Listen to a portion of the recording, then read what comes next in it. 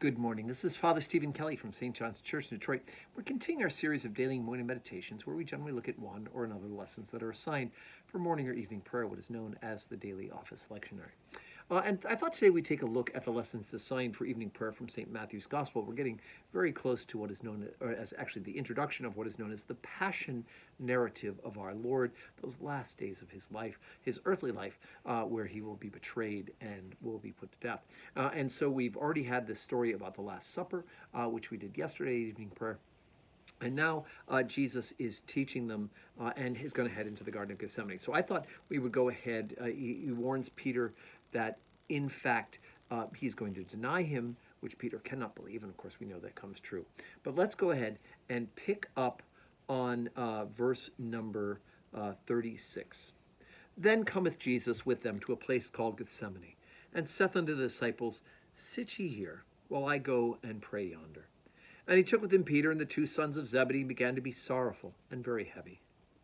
Then saith he unto them, My soul is exceeding sorrowful, even unto death. Tarry ye here, and watch with me.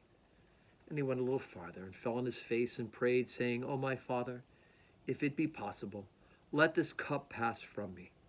Nevertheless, not as I will, but as thou wilt. And he cometh unto his disciples, and findeth them asleep.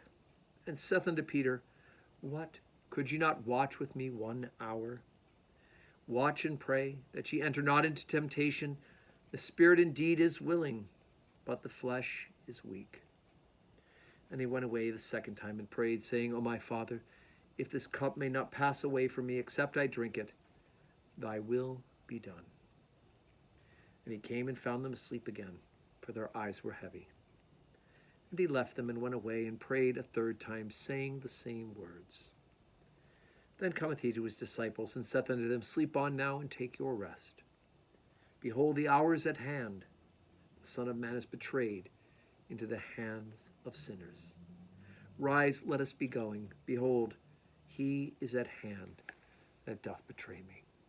And of course, he's talking about Judas, who's bringing with him the temple guards to arrest Jesus. I always find the story of Garden of Gethsemane both troubling and deeply spiritually enticing. Now, what do I mean by that? First of all, it's troubling to think that they couldn't even stay up with Jesus for an hour. And yet, at the same time, that type of sense of familiarity, combined with they've just finished a big meal and maybe had a little bit of wine, and the flesh is, in fact, weak in this case. And the fact that they've been with Jesus and done all these things with Jesus, they are not grasping the intensity of what is about to happen, even though Jesus has been warning them about this. They just are not grasping exactly what it is. And so it is, just like every other day when Jesus goes off to pray, and I'm sure he does this quite frequently, they just went ahead and dozed off. And so yet it's also very spiritually enticing for me and interesting for me because of what Jesus is praying about.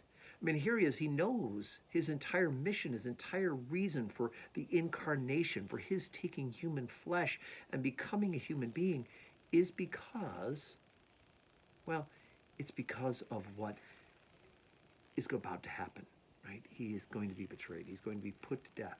He is going to rise from the dead, right? All of this is, he knows is going to happen, and yet he prays as a last-minute thing that if it's possible, let this cup pass from me. He knows the intensity of the suffering, and yet he 100% submits to God's will. He 100% is understanding that this is the reason why the second person of the Holy Trinity has taken human flesh. And yet he continues to go to the Father in prayer, and yet complete and humble submission. If it be thy will, so be it. So yes, we in fact, last night at the Alpha course, we talked about prayer. The story, the lesson was about prayer. And we talked about how hard it is for us to continue to go to God in prayer.